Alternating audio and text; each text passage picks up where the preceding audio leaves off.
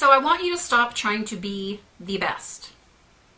I want you to stop trying to be the best. This may sound like a very strange statement for me to say because, of course, you may be thinking, why wouldn't I want to be the best? Aren't I supposed to be the best? We're all supposed to be the best. We're supposed to go for, the top and all of that hoopla. You cannot be the best. You can only be your best. You can only bring your best to the table at any given time. See, trying to be the best actually takes us down a very dangerous path.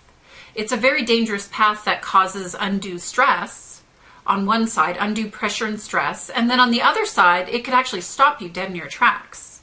When you're trying to be the best, that's coming from a place of comparison. That's coming from a place of competition.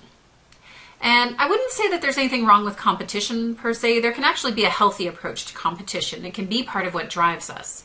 But if we fall into that trap of comparison, right?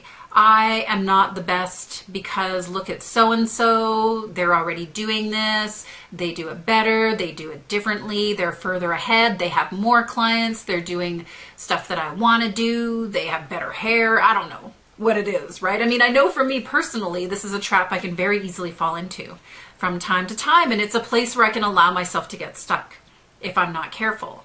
And that is when I think that I have to be the best. Whenever we think we have to be the best, we can't reach it. Because really, who is the best out there? In your area, in your industry, in your expertise with what you do and what you bring to the table, really, who's the best?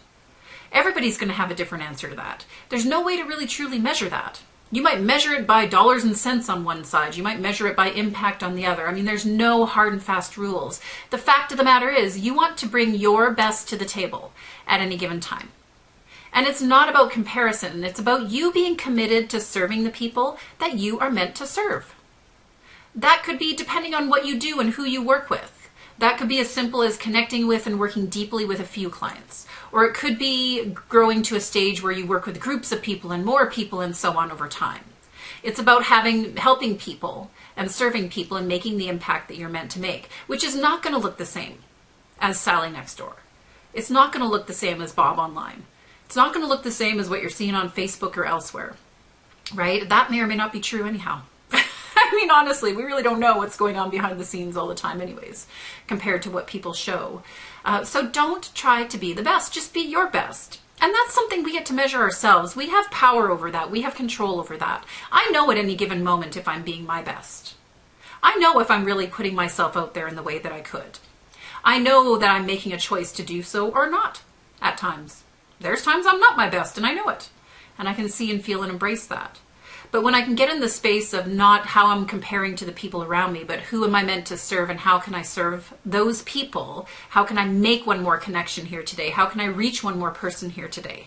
What can that look like? Then I know that I'm truly operating from the space of being my best at any given time. Food for thought here today. It's Tina Forsyth. Until next time, take care. Bye now.